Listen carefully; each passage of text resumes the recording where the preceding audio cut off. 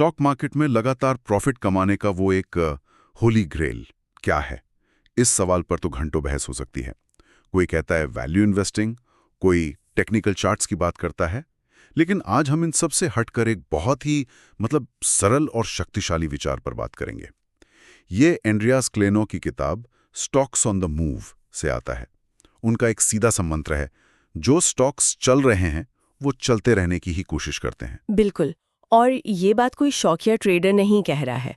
Andreas क्लेनो एक quant trader है। वो मल्टी मिलियन डॉलर के फंड्स को इसी एक सिद्धांत पर मैनेज करती है।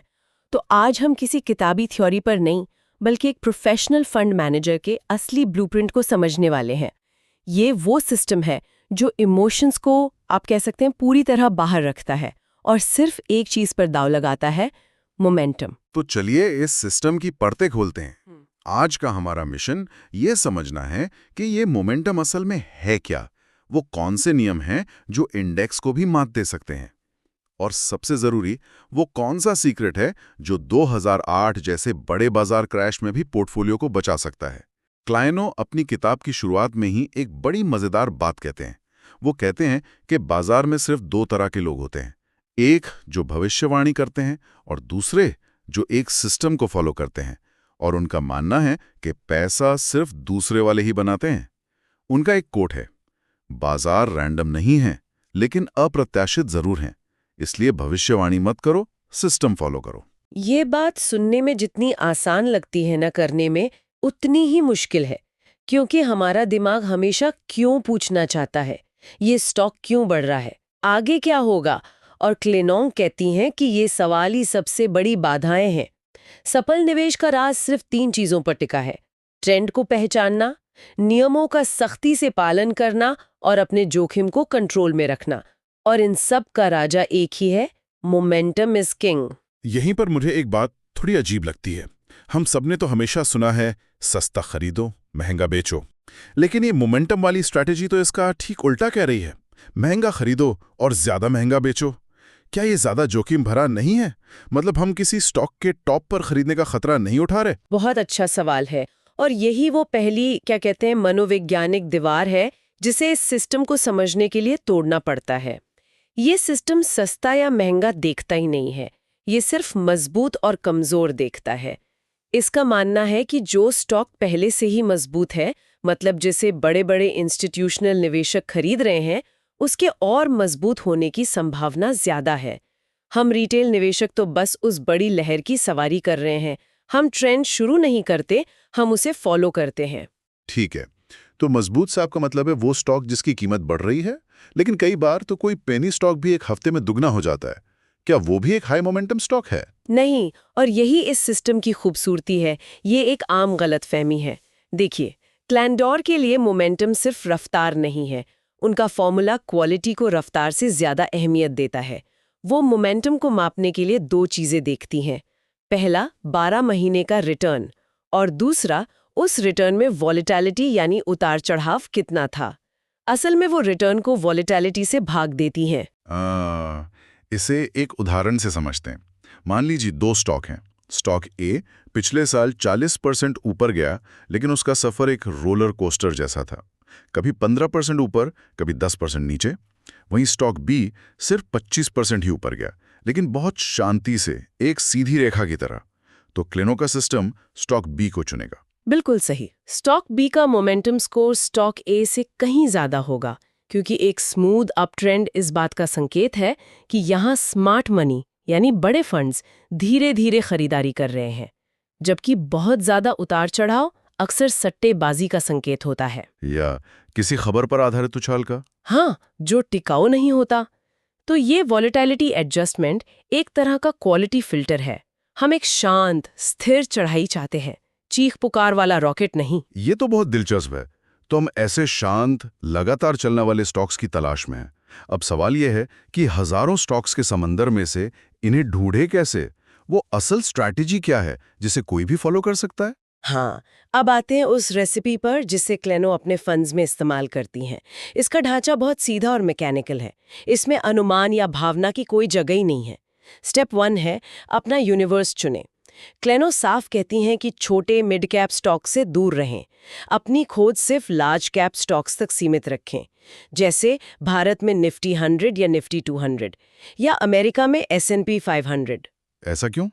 कई लोग तो कहते हैं कि असली पैसा तो मिड कैप और स्मॉल कैप में ही बनता है। वो कहते हैं, लेकिन उसके साथ जोखिम भी बहुत ज्यादा होता है।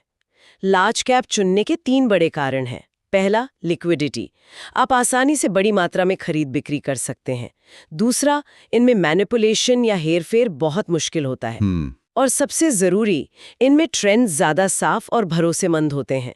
छोटे स्टॉक्स में बहुत ज्यादा शोर शराबा होता है, जिससे हमारा सिस्टम भ्रमित हो सकता है। ठीक है, तो हमने अपनी नज़र सबसे बड़ी और स्थापित कंपनियों पर टिका दी। इसके बाद उन सब में से सबसे मजबूत को कैसे चुने? ये है स्टेप 2, मोमेंटम स्कोर की गणना करें। ये इस सिस्टम का दिल है। जैसा हमने अभी बात की, हर स्टॉक के लिए एक सरल गणना करनी है। उसके 12 महीने के रिटर्न को उसकी वॉलेटिलिटी से भाग दें। अब ये वॉलेटिलिटी मापने के कई तकनीकी तरीके हैं, जैसे स्टैंडर्ड डिविएशन, पर असल में इसका मतलब बस इतना है कि स्टॉक का सफर कितना ऊबड़ खाबड़ रहा है। ये स्कोर निकालने के बाद आप अपने यूनिवर्स के सभी स्टॉक्स को उनके स्कोर के हिसाब से रैंक कर देते हैं।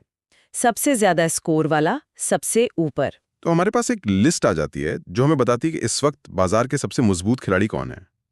अब क्या हमें टॉप 5 या 2 स्टॉक खरीदने हैं? स्टेप 3 है टॉप 20 या 30 स्टॉक्स चुनें। क्लेनो कहती हैं कि 20 से 30 स्टॉक्स का पोर्टफोलियो डाइवर्सिफिकेशन के लिए अच्छा होता है। तो बस अपनी रैंकिंग लिस्ट में से सबसे ऊपर के 20 या 30 स्टॉक्स को चुन ले। कोई खबर नहीं देखनी, कोई कंपनी का एनालिसिस नहीं करना, कोई एक्सपर्ट की राय नहीं सुननी, बस जो लिस्ट में सबसे ऊपर है उसे चुन लेना है। ये सुनने में बहुत आसान, लेकिन करने में शायद बहुत मुश्किल होगा, क्योंकि हो सकता है लिस्ट में कोई ऐसा स्टॉक हो जिसके बारे में आपने कभी सुना ही ना हो, या कोई ऐसा स्टॉक हो जो आपको पसंद ना हो।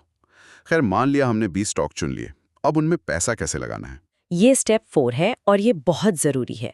सबको बराबर वजन दें। यानी अगर आपके पास 1 लाख रुपए है और आपने 20 स्टॉक चुने हैं, तो हर स्टॉक में ठीक 5,000 रुपए लगाएं। इसे इक्वल वेटिंग कहते हैं। अच्छा, इससे आपका जोखिम बढ़ जाता है। अगर 1-2 स्टॉक खराब प्रदर्शन भी करते हैं तो भी आपके पूरे पोर्टफोलियो पर बड़ा असर नहीं पड़ेगा। अक्सर लोग अपने पसंदीदा स्टॉक में सबसे ज्यादा पैसा लगा देते हैं और वही उन्हें सबसे ज्यादा डुबोता है। सही बात है। ये सिस्टम उस गलती को होने ही नहीं देता। ठीक है, तो हमने 20 सबसे मजबूत स्टॉक्स चुन लिए और उनमें बराबर पैसा लगा दिया। अब क्या, हमें बस बैठ के इंतजार करना है या इस पोर्टफोलियो को एक्टिव रखना पड़ता है? यहीं पर स्टेप 5 आता है, मासिक रीबैलेंसिंग। ये वो प्रक्रिया है जो सिस्टम को जिंदा और ताज़ा रखती है। हर महीने के अंत में आपको अपनी पूरी प्रक्रिया दोहरानी है। अपनी रैंकिंग लिस्ट को अपडेट करें और देखें कि कौन से नए स्टॉक्स टॉप 20 में आए हैं। इन नए विजेताओं को अपने पोर्टफोलियो में शामिल करें और साथ ही जो स्टॉक्स आपके टॉप 20 की लिस्ट से बाहर हो गए हैं, यानी जिन्होंने अपना मोमेंटम खो दिया है, उन्हें बेच देना है। हाँ, उन्हें बिना किसी भावना के, बिना सोचे समझे बेच दें। एक मिनट, यहां एक बहुत बड़ा सवाल खड़ा होता है, स्टॉप लॉस का क्या? हर ट्रेडिंग गुरु की पहली सलाह होती है कि हमेशा स्टॉप लॉस लगाओ। ये सिस्टम तो स्टॉप लॉस की बात ही नहीं कर रहा। क्या इसका मतलब ये नहीं कि कोई एक स्टॉक हमें बर्बाद कर सकता है अगर वो अचानक 50% गिर जाए? मैं जानती थी ये सवाल जरूर आएगा, और ये सिस्टम का सबसे विवादित लेकिन सबसे जरूरी हिस्सा है। क्लेनो का नजरिया इस पर बिल्कुल अलग है। वो कहती है इस सिस्टम में अलग से स्टॉप लॉस की जरूरत ही नहीं है। उनका तर्क ये है कि आपका स्टॉप लॉस सिस्टम में ही बना हुआ है, और वो है मासिक रीबैलेंसिंग। ये मैं समझा नहीं। मासिक रीबैलेंसिंग स्टॉप लॉस कैसे हो सकती है? सोचिए, अगर कोई स्टॉक अचानक बहुत बुरी तरह गिरने लगता है तो क्या होगा? उसका मोमेंटम स्कोर गिरेगा? बिल्कुल, खत्म हो जाएगा।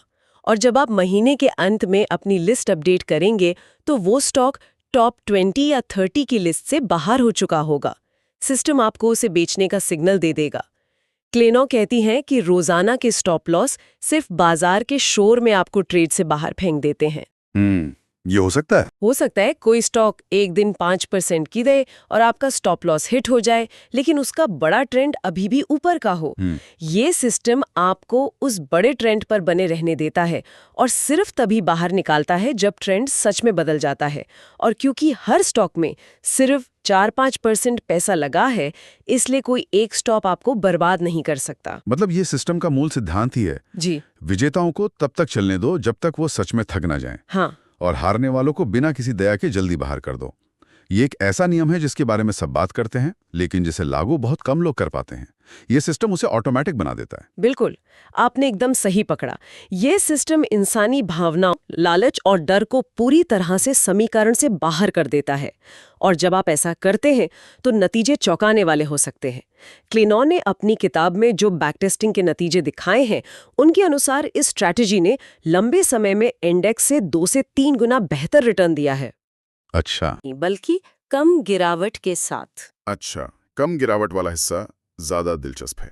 ज्यादातर लोग ज्यादा रिटर्न के पीछे भागते हैं, लेकिन बड़े नुकसान से बचना ज्यादा जरूरी है। सही बात है। जब बाजार गिरता है तो ये पोर्टफोलियो इंडेक्स की तुलना में कम गिरता है, और जब बाजार वापस ऊपर चढ़ता है तो ये ज्यादा तेजी से रिकवर करता है। ये स्थिरता ही इसकी सबसे बड़ी ताकत है। ये आपको रेस में बनाए रखता है। जाहिर है कि सिस्टम कितना भी अच्छा हो, उसे चलाने वाला इंसान ही होता है। तो वो कौन सी बड़ी गलतियां हैं जो लोग इसे फॉलो करते हुए करते हैं? मैं भविष्यवाणी वाली गलती तो समझ सकता हूँ। मुझे लगता है कई लोग सिस्टम पर भरोसा करने के बजाय खुद को ज्यादा होशियार समझने लगते हैं। क्या यही मुख्य मनोवैज्ञानिक बाधा है? हाँ, ये सबसे बड़ी बाधा है। पहली गलती है भविष्यवाणी करना। जैसा आपने कहा, लोग सोचते हैं ये स्टॉक अब बहुत ज्यादा चढ़ गया है, अब गिरेगा ही, और सिस्टम के सिग्नल के खिलाफ जाकर उसे बेच देते हैं। दूसरी गलती है खबरों के आधार पर फैसले लेना।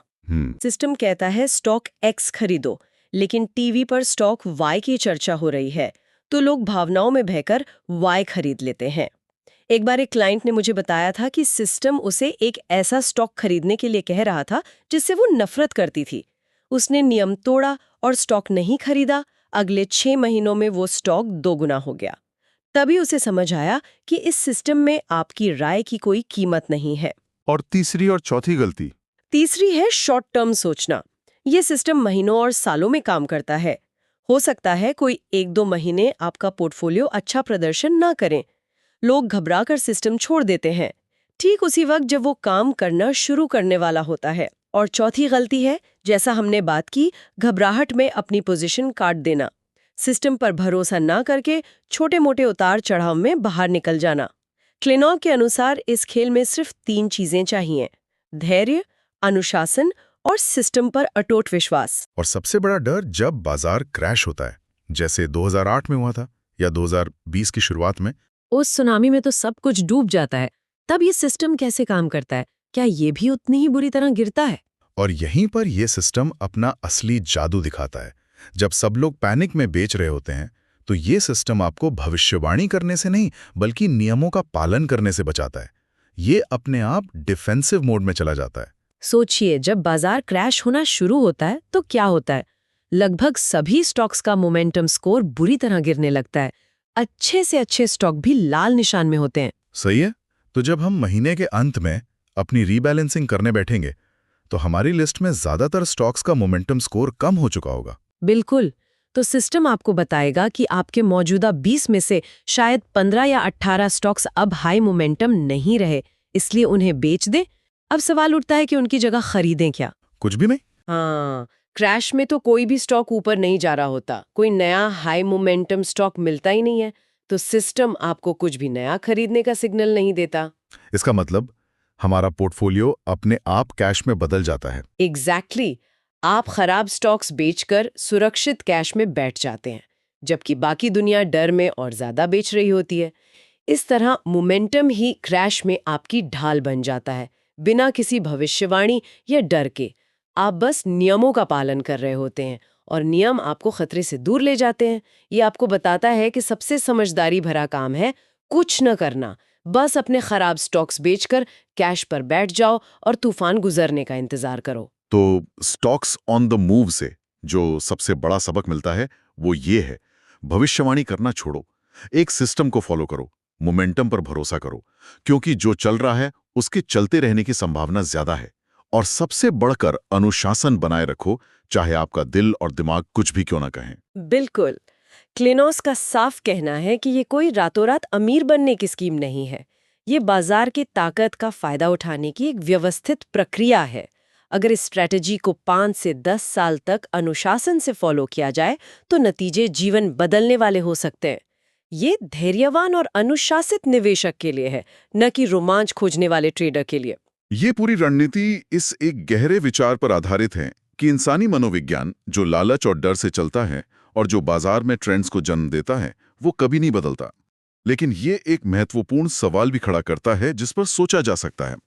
आज के दौर में जहां एआई और high frequency trading algorithms second के लाखों हिस्से में ट्रेड कर रहे हैं, क्या बाजार का बुनियादी व्यवहार मौलिक रूप से बदल सकता है?